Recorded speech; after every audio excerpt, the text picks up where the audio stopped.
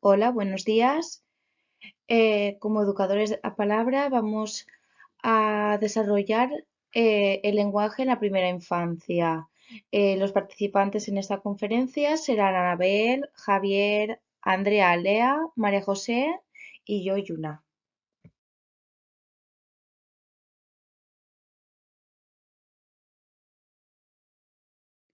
Como método introductorio, podemos destacar los principales aspectos más importantes, que son los hitos del desarrollo de cara a prevenir posibles dificultades lingüísticas, el uso del multimodal, eh, de cara a influir positivamente en el desarrollo de la lengua, la intervención mediante actos comunicativos en el desarrollo del lenguaje y a continuación os paso con mi compañera Anabel, que va a proceder con las bases comunicativas. Buenos días, yo soy Anabel y os voy a hablar sobre las bases comunicativas y lingüísticas. En el proceso de adquisición del lenguaje, estas habilidades son muy importantes para la adquisición del lenguaje y comprenden desde el nacimiento hasta la producción de las primeras palabras. Los niños son seres sociales que influyen a que los adultos interactúen con ellos. Entonces, los adultos adaptan su habla y su comunicación a las capacidades que tiene el niño en cada etapa de su desarrollo. Como podéis ver en los cronogramas que os hemos repartido, en esta etapa hay múltiples hitos importantes para el desarrollo del lenguaje. Yo aquí os voy a hablar de los que hemos considerado más relevantes, porque si no, mi discurso se haría eterno. Primeramente voy a hablar de la comunicación con el bebé desde el vientre materno. Hay que destacar que los bebés tienen el aparato auditivo muy desarrollado desde muy pronto, son capaces de percibir sonidos del exterior de forma intrauterina y pueden ir extrayendo información de esos sonidos. Antes de nacer, los bebés tienen preferencia por los sonidos que han ido oyendo de forma intrauterina y una vez que nacen son capaces de reconocer la voz materna y tienen preferencia por la voz humana. Por esto también hay que destacar la influencia de los estímulos sociales en el desarrollo normotipo de los infantes. Entre los 2 y los 8 meses aparecen las protoconversaciones, que son intercambios de vocalizaciones entre los niños y su interlocutor. Esto les permite responder a los turnos de habla, que les irá muy bien para las bases de la pragmática y del discurso, y para observar los movimientos articulatorios y las expresiones faciales del interlocutor y poder obtener información. También cabe destacar el contacto visual con el interlocutor. Por este mismo motivo les permite percibir y obtener mucha información de los movimientos articulatorios en el habla y de las expresiones faciales del interlocutor. El hecho de establecer el contacto visual con el interlocutor también les permite establecer relaciones entre el habla y el entorno. Otro aspecto relevante es que a través de la prosodia del habla de las personas que rodean al bebé, él es capaz de detectar las intenciones comunicativas que tiene el interlocutor. Es importante que sepamos que entre los 9 y los 10 meses los niños ya manifiestan intenciones comunicativas. El gesto de señalar también es una expresión muy útil que ellos harán servir para reforzar sus expresiones lingüísticas para poder comunicarse mejor. Es un gesto intencional que no lo realizan de forma fortuita y es precursor y predictor de posteriores habilidades lingüísticas. Sobre los 12 meses, los niños señalan para pedir algún objeto o alguna acción y para que el interlocutor sea capaz de detectar el interés que el niño tiene hacia ese objeto o esa acción. Para finalizar con este apartado, me gustaría nombrar que los adultos que rodean a los bebés son impulsores de sus capacidades lingüísticas del niño durante esta primera etapa, este periodo, hasta que ellos empiezan a producir las primeras palabras, y que actúan como andamio, adaptándose a los intereses y a las capacidades de cada niño en el momento de desarrollo que ellos se encuentran, y es muy importante que los acompañemos en esta adquisición. Ahora pasaremos a visualizar unos vídeos donde podréis ver ejemplos sobre lo que hemos estado hablando anteriormente. En el primer vídeo podemos detectar la estimulación en el vientre materno y en el segundo vídeo observaremos en qué consiste una protoconversación de un bebé con su interlocutor. Para finalizar con el apartado de bases y habilidades comunicativas y lingüísticas, para poder dar paso a Javier, que hablará sobre la fonética y la fonología en esta primera infancia, me gustaría realizar una actividad práctica. Debemos encontrar una pareja, poneros por parejas, compañero que tengáis al lado, y consiste en experimentar mediante protoconversaciones con nuestro compañero, y debemos intentar deducir y comprender la intención comunicativa que él tiene. Y de esta manera, como hemos visto anteriormente el vídeo de las protoconversaciones y ya sabemos más bien en qué consisten, pues es una actividad práctica muy fácil que seguramente nos va a ser muy útil, y así pues nos vamos a reír un poquito también a ver cómo realizamos estas protoconversaciones con nuestros compañeros.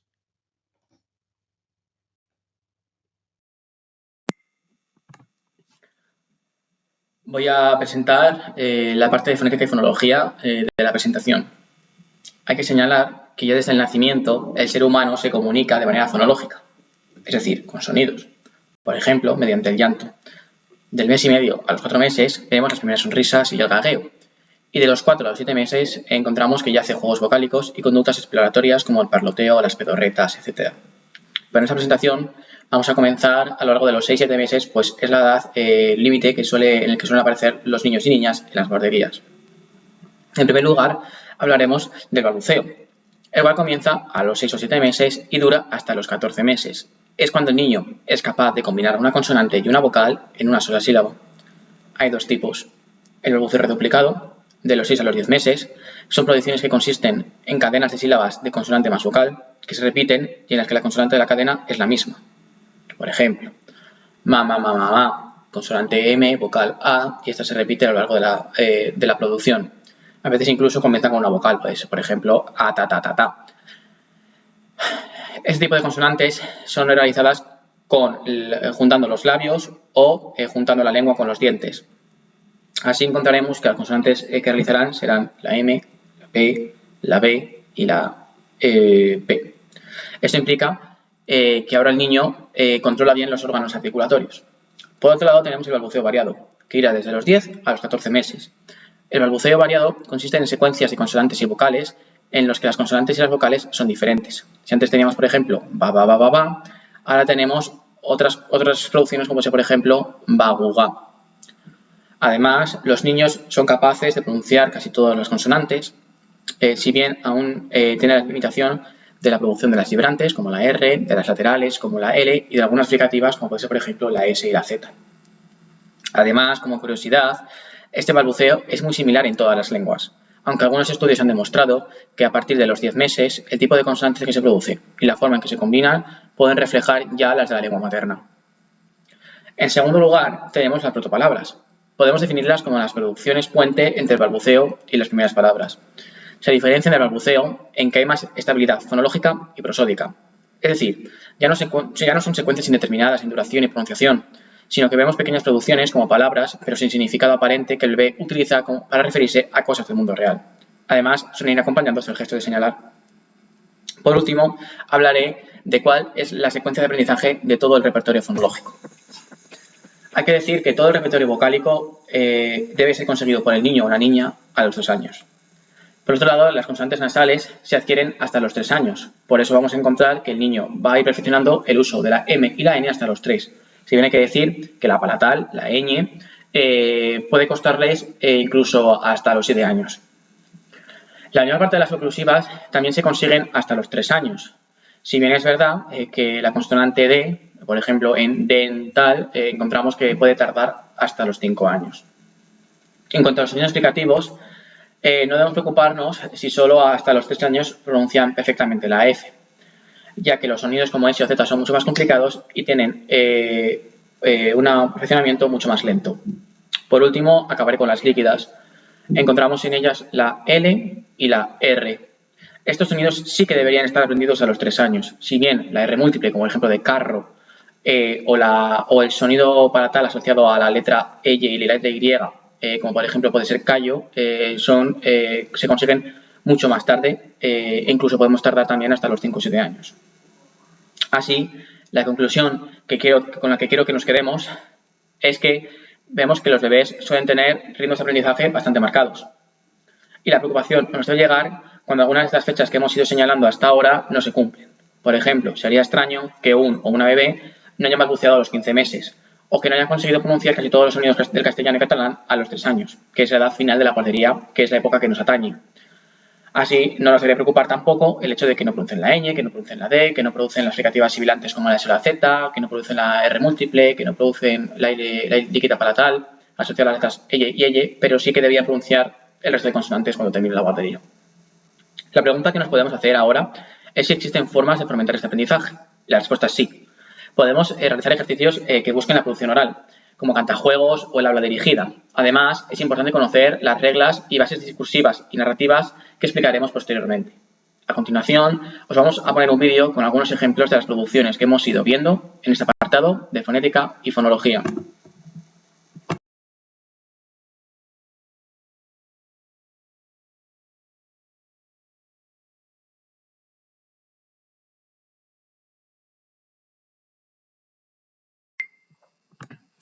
Voy a hablar ahora del habla dirigida. De manera casi innata, tendemos a hacer lo que se llama el habla dirigida cuando hablamos con los niños. Se trata de hablarles lentamente, con frases cortas y sencillas, con muchas repeticiones y elevando el tono en las palabras importantes. ¿Has comido las patatas? Suele ir acompañado además de gestos. Según expertos, el habla dirigida sí ayuda a favorecer el desarrollo lingüístico de los niños.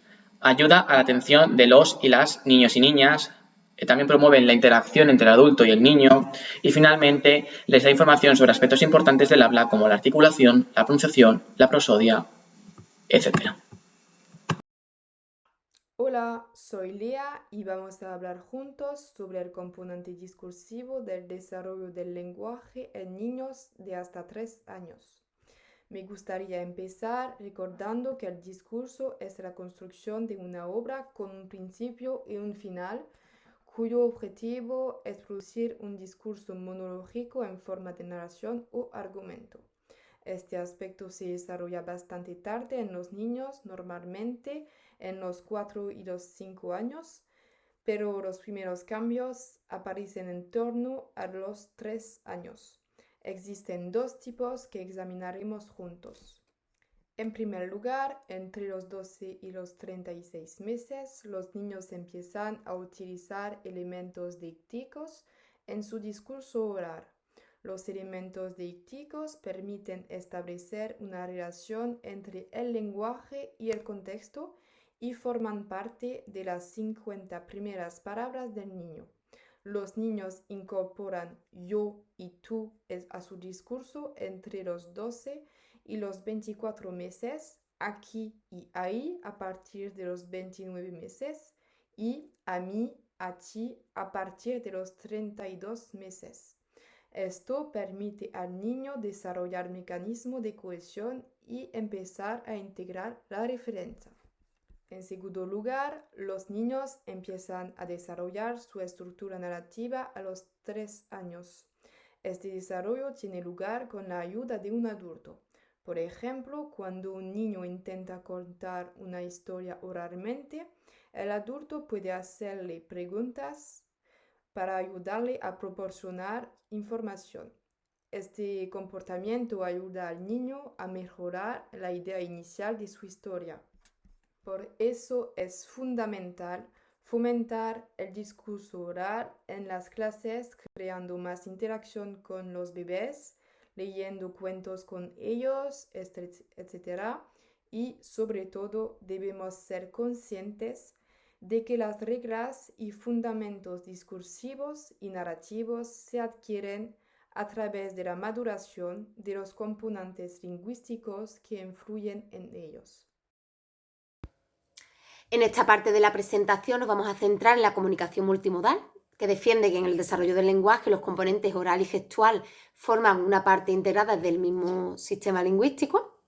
Nos vamos a centrar en los siguientes hitos, acordes a la edad de los niños que se encuentran en esta primera infancia, pero sobre todo de entre los 6 meses y los 3 años, que es con los niños que normalmente nos vamos a encontrar en la guardería. Los niños de unos 6 meses pues, realizan coordinaciones motoras de gestos y sonidos del habla.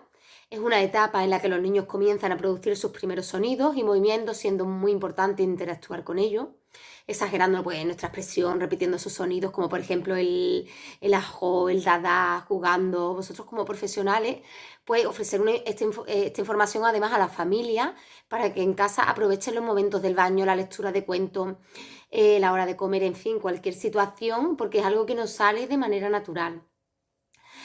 Alrededor del año comprenden y realizan el gesto de señalar, pero hacia objetos no visibles ya, es decir, hacia objetos que antes podían ver y ahora están ocultos, señalando el lugar donde normalmente se encuentra el objeto.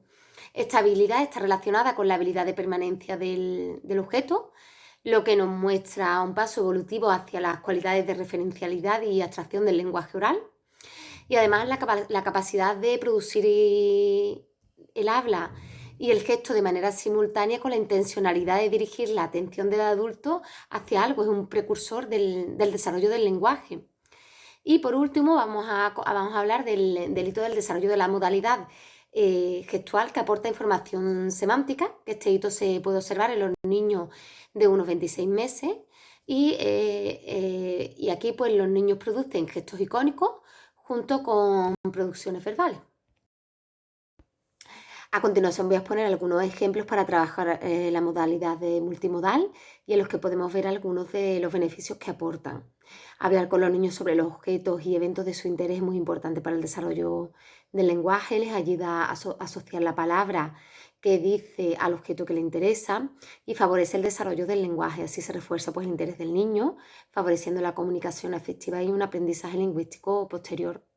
El bebé se interesa por las caras, pues sobre todo por las caras de sus padres, de sus cuidadores y disfruta del contacto visual durante la actividad de observar cara a cara. El bebé suele iniciar respuestas emotivas con sonidos como a, ja, ja, ja, añadiendo expresiones faciales y gestuales y podemos reforzar sus vocalizaciones imitando las producciones vocales del niño, lo que les permite darse cuenta que los sonidos pues tienen un efecto comunicativo y se puede trabajar además el turno de palabra. Para ello podemos imitar la entonación de sus sonidos, el bebé repetirá después el sonido siguiendo los turnos de la palabra.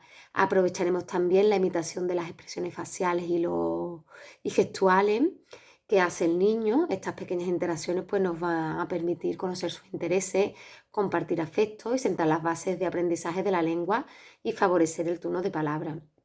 Las canciones permiten conocer los patrones rítmicos de la lengua materna, movernos al ritmo de la canción, hacer gestos, abrir la boca. Cuando cantamos creamos un fuerte vínculo de interacción con el niño, se trabaja la atención y favorece, pues, como hemos comentado anteriormente, el desarrollo del lenguaje.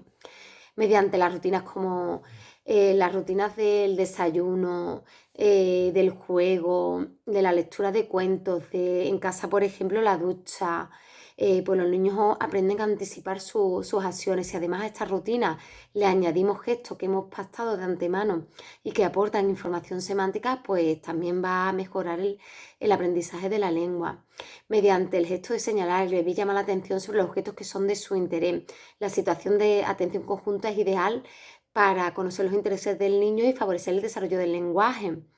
Podemos reforzar este gesto con comentarios sobre los objetos, como por ejemplo, ¡oh, qué grande es! Además tendremos que tener en cuenta que los niños señalan a veces para que les des algo, otras veces porque se les ha caído, otras veces para hacer un comentario. En fin, tendremos un poco que ir distinguiendo las prioridades que tiene el niño. Una forma de reforzar el hecho de señalar puede ser dejar un objeto a la vista, pero que no esté a su alcance para que el niño lo señale, otro tapando el mismo objeto con un pañuelo, otra puede ser sacando siempre la merienda de la misma puerta del armario, así cuando llega la hora de merendar el niño sabe dónde se encuentra, señalará el armario y nosotros pues reforzaremos. En fin, todas estas experiencias pues van a propiciar que los niños vayan aumentando el balbuceo, mejora la atención, la interacción social, el respeto al turno, el entendimiento y la realización del gesto de señalar hacia objetos no visibles, en fin, el aprendizaje de la lengua. Tras las explicaciones que María José nos ha dado sobre la comunicación multimodal, vamos a pasar al visionado de estos dos vídeos, en los cuales podremos ver ejemplos de algunos de los conceptos que María José nos ha explicado. A continuación voy a realizar algunos ejemplos de modalidad gestual que aportan información semántica. Por ejemplo, hola, ¿jugamos a la pelota? Ahí se puede suprimir algún gesto y dejar, por ejemplo, y la palabra pelota. En fin, como un poco vayamos viéndolo a los niños. ¿Quieres beber agua? ¿Tienes hambre? ¿Quieres comer? Y aquí, por ejemplo, podríamos tener varias piezas de fruta fuera del alcance del niño. Una manzana, un plátano, una pera. ¿Cuál quieres? La manzana, la pera. Y así fomentamos también el gesto de señalar. Interactuamos, metemos palabras. Bueno. ¡Qué grande es la bici! Mamá está en casa. ¿Estás cansado? Vamos a dormir. Adiós, hasta mañana. Para concluir esta presentación, os diré que es muy importante conocer el desarrollo normativo de los niños en esta etapa de edad, de 0 a 3 años.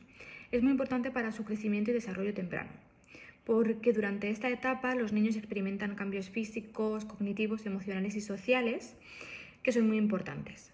Entonces, conocer estas etapas típicas del desarrollo nos permite tanto a padres como maestros, como profesionales de la salud, proporcionarles un entorno de apoyo y estimulación adecuados para maximizar todo su potencial. El conocimiento del desarrollo normativo de los niños nos ayuda a establecer expectativas realistas y adaptar sus cuidados y actividades según las capacidades y necesidades que tenga cada niño.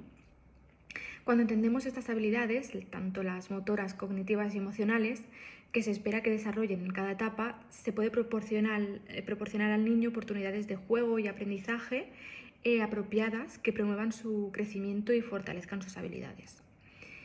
Es muy importante comprender el desarrollo normativo en esta etapa, ya que nos permite detectar posibles retrasos o dificultades tempranas.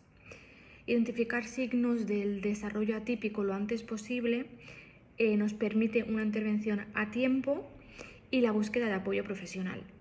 La intervención a tiempo puede marcar un antes y un después en el desarrollo de los niños y ayudarlos a superar desafíos, favoreciendo un desarrollo saludable y minimizando las consecuencias a largo plazo. El conocimiento del desarrollo normativo de los niños de esta edad también fomenta que los niños crezcan en un entorno seguro y estimulante para el aprendizaje y bienestar. Cuando comprendemos las necesidades específicas de esta etapa, podemos adaptar la comunicación y establecer rutinas consistentes que les proporcione seguridad y confianza. Además, se fomenta la crianza sensible y receptiva, que fortalece el vínculo afectivo entre la relación padre-hijo.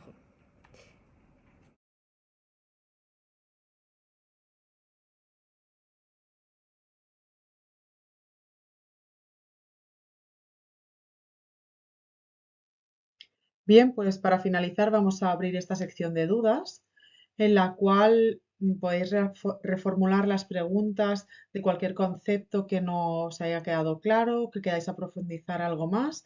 Nos tenéis aquí a todos a vuestra disposición para que podamos resolverlas. También agradeceros la asistencia, la charla. Esperamos que sea productiva, que os sirva para aprender mucho más y para poder aplicar estos conceptos en vuestro día a día en las aulas. Muchas gracias.